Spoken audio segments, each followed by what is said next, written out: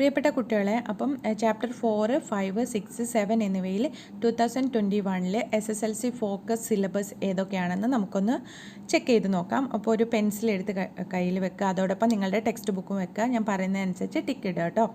അപ്പം reflection of light എന്ന് പറഞ്ഞ ചാപ്റ്ററിൽ നിങ്ങൾ ഫസ്റ്റ് തന്നെ അതിൻ്റെ ഇൻട്രൊഡക്ഷൻ പാർട്ട് പഠിക്കണം. എന്താണ് റിഫ്ലക്ഷൻ എന്ന് പഠിക്കണം. അതേപോലെ ലോസ് ഓഫ് റിഫ്ലക്ഷൻ എന്താണെന്നുള്ളതും പഠിക്കണം കേട്ടോ. ഓക്കെ, ലോസ് ഓഫ് റിഫ്ലക്ഷൻ എന്താണെന്ന് പഠിക്കണം. ഈ image formation by a plane mirror നിങ്ങൾ പഠിക്കേണ്ടതില്ല, ഇതിൽ കൊടുത്തിട്ടില്ല. മൾട്ടിപ്പിൾ റിഫ്ലക്ഷൻ ആൻഡ് ഇമേജ് ഫോർമേഷനും ഇതിൽ കൊടുത്തിട്ടില്ല. Field of view mirrors and the nature of ഇമേജും ഇതിൽ കൊടുത്തിട്ടില്ല കേട്ടോ.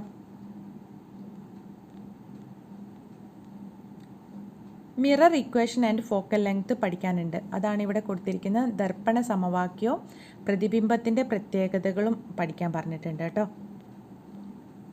ന്യൂ കാർട്ടീഷ്യൻ സൈൻ കൺവെൻഷനും ഇതിൽ പഠിക്കാൻ പറഞ്ഞിട്ടുണ്ട്.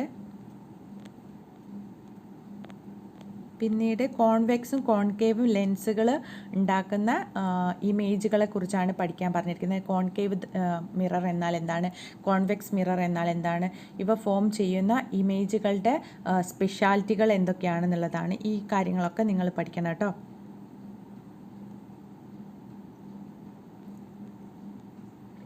ഇത്രയും കാര്യങ്ങളാണ് ഇതിൽ പറഞ്ഞിരിക്കുന്നത്. ഇതിൽ അങ്ങനെ പ്രത്യേകിച്ച് ഒഴിവാക്കിയ പോർഷൻസ് ഒന്നുമില്ല. പ്ലെയിൻ മിററിൻ്റെ കാര്യം മാത്രമേ ഒഴിവാക്കിയിട്ടുള്ളൂ. അതുകൊണ്ട് തന്നെ ഇതുമായിട്ട് റിലേറ്റ് ചെയ്തിരിക്കുന്ന പ്രോബ്ലംസ് ഒക്കെ നന്നായിട്ട് പഠിക്കണം കേട്ടോ.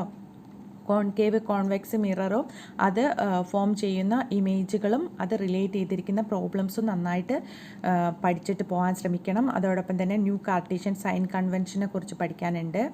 അതോടൊപ്പം തന്നെ മിറർ ഇക്വേഷനും ഫോക്കൽ ലെങ്ത്തിനെ കുറിച്ച് പഠിക്കാനുണ്ട്. ഈ ഒരു പോർഷൻസ് കോൺവെക്സ് മിററും കോൺകേവ് മിററിനെ പറ്റി പഠിക്കാണ്ട്, പ്ലെയിൻ മിററിനെ പറ്റി പഠിക്കേണ്ടതില്ല. അപ്പോൾ ഇത്രയും കാര്യങ്ങളാണ് ചാപ്റ്റർ 4 നിന്ന് നിങ്ങൾക്ക് പഠിക്കാനുള്ളത്. ഓക്കെ, ഇനി നമ്മൾക്ക് part 2 refraction of light, vision and the world of colours, energy management എന്നൊരു ചാപ്റ്ററാണുള്ളത്. ഇതിൽ vision and the world of കളേഴ്സിൽ കുറച്ച് പോർഷൻസും എനർജി മാനേജ്മെൻറ്റിൽ ഒരു 2-3 പേജുകളുമാണ് ഇതിൽ നിന്ന് ഒഴിവാക്കിയിട്ടുള്ളത്. അപ്പോൾ 7th പേജിലാണ്, 7th ചാപ്റ്ററിലാണ് ഏകദേശം ഒരുപാട് പേജുകൾ നിങ്ങൾക്ക് പഠിക്കാതെ ഒഴിവാക്കി വിട്ടിട്ടുള്ളത്. ബാക്കിയെല്ലാം ഫിസിക്സിൽ നന്നായിട്ട് പഠിക്കേണ്ട പോർഷൻസ് തന്നെയാണ്. റിഫ്രാക്ഷൻ ഓഫ് ലൈറ്റിൽ നിങ്ങൾക്ക് പഠിക്കാനുള്ളത് എന്താണ് റിഫ്രാക്ഷൻ എന്നുള്ളത് പഠിക്കണം. പിന്നീട് speed of light and optical density എന്താണെന്ന് പഠിക്കണം. അതാണ് പ്രകാശിക സാന്ദ്രതയും പ്രകാശപ്രവേഗവും തമ്മിലുള്ള ബന്ധം എന്ന് പറഞ്ഞിരിക്കുന്നത്. ഓക്കെ, ഈ റിഫ്രാക്ഷൻ ഓഫ് ലൈറ്റിൻ്റെ ഈ ഒരു ഡെഫിനിഷനൊക്കെ പഠിച്ചു വെക്കുക. ഈ റിഫ്രാക്ഷൻ ഇൻ ഡിഫറെൻറ്റ് മീഡിയ ഒന്നും ഇതിൽ കൊടുത്തിട്ടില്ല, എന്നാലും നിങ്ങൾ പഠിക്കണം കേട്ടോ. കാരണം അത് റിഫ്രാക്ഷൻ എന്നുള്ളതിൽ വരുന്ന ഒരു കാര്യമായതുകൊണ്ടാണ് കേട്ടോ പറയുന്നത്. ലോസ് ഓഫ് റിഫ്രാക്ഷൻ കൊടുത്തിട്ടുണ്ടോ? ഇല്ല, ലോസ് ഓഫ് റിഫ്രാക്ഷനും കൊടുത്തിട്ടില്ല. പക്ഷേ റിഫ്രാക്ഷൻ എന്നുള്ളത് അപവർത്തനം, അതായത് റിഫ്രാക്ഷൻ എന്നുള്ളത് പഠിക്കുന്നതിൽ ഇതെല്ലാം ഉൾപ്പെടുന്നതാണെന്ന് ഞാൻ കരുതാം കേട്ടോ. Speed of light in media and refractive index അതൊന്നും ഇതിൽ കൊടുത്തിട്ടില്ല കേട്ടോ. പിന്നീടുള്ളത് ടോട്ടൽ ഇൻറ്റേർണൽ റിഫ്ലക്ഷൻ കൊടുത്തിട്ടുണ്ടോ? പൂർണ്ണാന്തര പ്രതിപതനം കൊടുത്തിട്ടുണ്ട്, ടോട്ടൽ ഇൻറ്റേർണൽ റിഫ്ലക്ഷൻ. ഓക്കെ, ഇതൊക്കെ പഠിക്കണേ. ഈ പോർഷൻസ് ചിത്രങ്ങളൊക്കെ വരച്ച് പഠിക്കണം. ഓക്കെ, അടുത്തത് ലെൻസസിനെ കുറിച്ചാണ്. ഡിഫറെൻറ്റ് ടൈപ്പ് ഓഫ് ലെൻസ്, അതായത് 114ാമത്തെ പേജിൽ ലെൻസുകളെ കുറിച്ച് പഠിക്കുന്നുണ്ട്. ഓക്കെ, അതുമായിട്ട് റിലേറ്റ് ചെയ്തിട്ടുള്ള സാങ്കേതിക പദങ്ങൾ എന്നാണ് പറഞ്ഞിരിക്കുന്നത്. അതായത് ഒപ്റ്റിക് സെൻറ്റർ എന്താണ്, സെൻറ്റർ ഓഫ് കർവേച്ചർ എന്താണ്, പ്രിൻസിപ്പൽ ആക്സിസ്, പ്രിൻസിപ്പൽ ഫോക്കസ്, അത്തരത്തിലുള്ള കാര്യങ്ങളൊക്കെ പഠിക്കാട്ടോ. Principal focus of concave lens പഠിക്കാൻ പറഞ്ഞിട്ടുണ്ട്.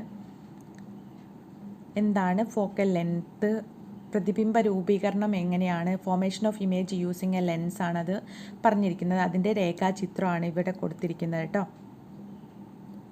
Ray diagram of formation of images by lenses, ഇതാണ് പഠിക്കേണ്ടത്. ഓക്കെ, എന്നിട്ട് പിന്നെ അതിൽ ഇമേജുകളുടെ സ്പെഷ്യാലിറ്റിയുമാണ് പഠിക്കാൻ പറഞ്ഞിരിക്കുന്നത് കേട്ടോ.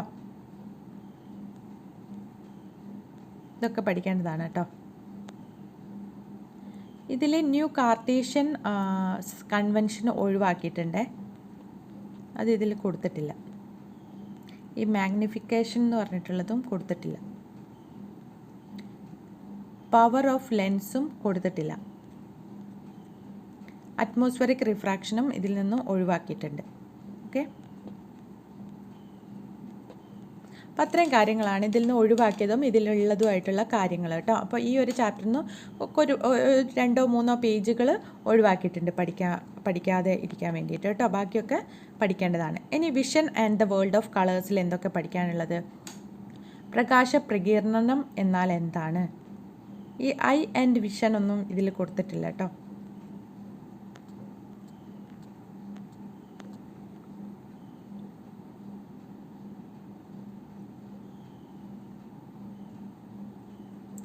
പ്രകാശ പ്രകീർണം എന്ന് പറഞ്ഞാൽ പവർ ഓഫ് അക്കോമഡേഷൻ എന്ന് പറഞ്ഞിട്ടുള്ള ആ കാര്യമാണ് കേട്ടോ പഠിക്കാനുള്ളത്.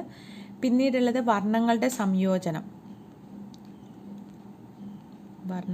സംയോജനം, ഡിസ്പേഷൻ ഓഫ് ലൈറ്റ് കേട്ടോ.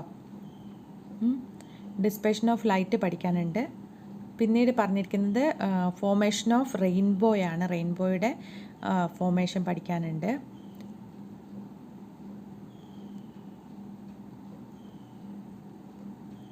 വീക്ഷണ സ്ഥിരത, പെർസിസ്റ്റൻസ് ഓഫ് വിഷനാണ് വീക്ഷണ സ്ഥിരത എന്ന് പറഞ്ഞാൽ അത് പഠിക്കാനുണ്ട്.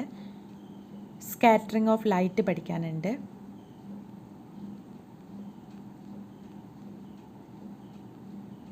ഓക്കെ, ഇതൊക്കെ പഠിക്കാനുള്ളതാട്ടോ. സ്കാറ്ററിങ് റിലേറ്റഡ് ആയിട്ടുള്ള കാര്യങ്ങളാണ് ഇതിലുള്ളതൊക്കെ.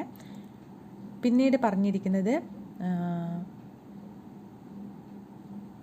പ്രകാശത്തിൻ്റെ വിസരണവും വർണ്ണങ്ങളുടെ തരംഗദൈർഘ്യവും തമ്മിലുള്ള ബന്ധം. അത് ഇതിൽ കൊടുത്തിട്ടുണ്ട് കേട്ടോ. എന്തൊക്കെയാണ് തരംഗദൈർഘ്യമായിട്ടുള്ള ബന്ധങ്ങൾ എന്നുള്ളത് ഇവിടെ ഫസ്റ്റ് തന്നെ കൊടുത്തിട്ടുണ്ട് നിങ്ങൾക്കിതാ. ഈ ഒരു പോർഷൻസാണ് പഠിക്കാനുള്ളത് കേട്ടോ.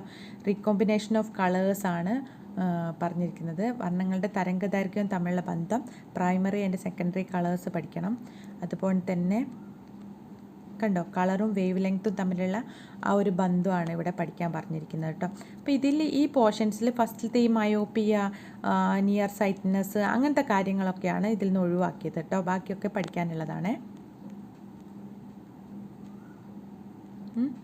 അപ്പോൾ മനസ്സിലായല്ലോ. ഇനി അടുത്ത ചാപ്റ്ററിൽ നിന്നാണ് നിങ്ങൾക്ക് ഒരുപാട് കാര്യങ്ങൾ ഒഴിവാക്കിയിട്ടുള്ളത്. നമുക്ക് നോക്കാം.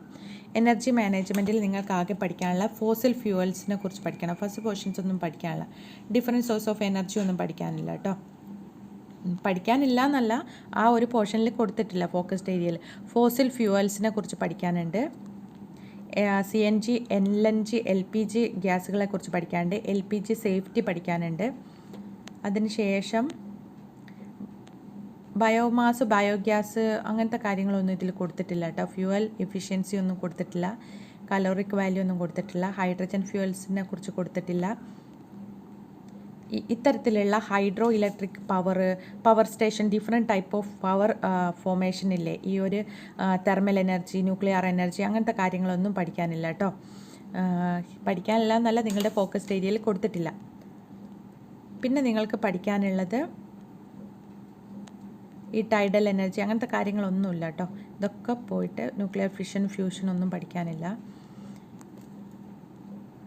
പിന്നെ പഠിക്കാനുള്ള renewable source of energy, green energy, brown energy, energy ക്രൈസിസിനെ കുറിച്ചും അതിനെടുക്കാവുന്ന റീസണും അതിന് നമുക്ക് പരിഹാര മാർഗ്ഗങ്ങൾ, സൊല്യൂഷൻസും ആണ് പഠിക്കാനുള്ളത്. അപ്പോൾ ഈ ചാപ്റ്ററിൽ നിങ്ങൾക്ക് ഒരുപാട് പോർഷൻസ് ഒഴിവാക്കിയിട്ടുണ്ട്. Different type of energy forms, tidal energy, nuclear energy, അങ്ങനത്തെ സോളാർ വിൻഡ് എനർജി അങ്ങനത്തെ കാര്യങ്ങളൊക്കെ ഒഴിവാക്കിയിട്ടുണ്ട് കേട്ടോ. ബാക്കി കാര്യങ്ങളൊക്കെ നന്നായിട്ട് പഠിക്കുക. അപ്പോൾ ഫോക്കസ്ഡ് ഏരിയ എങ്കിലും നന്നായിട്ട് പഠിച്ചാൽ മാത്രമേ നിങ്ങൾക്ക് ഫുൾ മാർക്ക് വാങ്ങാൻ പറ്റുള്ളൂ. ഫോക്കസ് ഏരിയയിൽ കൊടുത്തിട്ടുള്ള എല്ലാ കാര്യങ്ങളും കറക്റ്റായിട്ട് പഠിച്ചിരിക്കണം. അങ്ങനെയാണെങ്കിൽ നിങ്ങൾക്ക് നല്ല മാർക്ക് വാങ്ങാൻ സാധിക്കുകയുള്ളൂ. ഫോക്കസ് ഏരിയയിലുള്ള പല പോർഷൻസും നിങ്ങൾ ഒഴിവാക്കിയിട്ടുണ്ടെങ്കിൽ നിങ്ങൾക്ക് മറ്റ് കാര്യങ്ങളും പഠിച്ചിട്ടില്ലെങ്കിൽ എക്സാം നല്ല മാർക്ക് വാങ്ങാൻ സാധിക്കില്ല കേട്ടോ. അപ്പോൾ തന്നിരിക്കുന്ന ഫോക്കസ് ഏരിയ കംപ്ലീറ്റ് ആയിട്ട് നന്നായിട്ട് പഠിക്കാം. ഓക്കെ.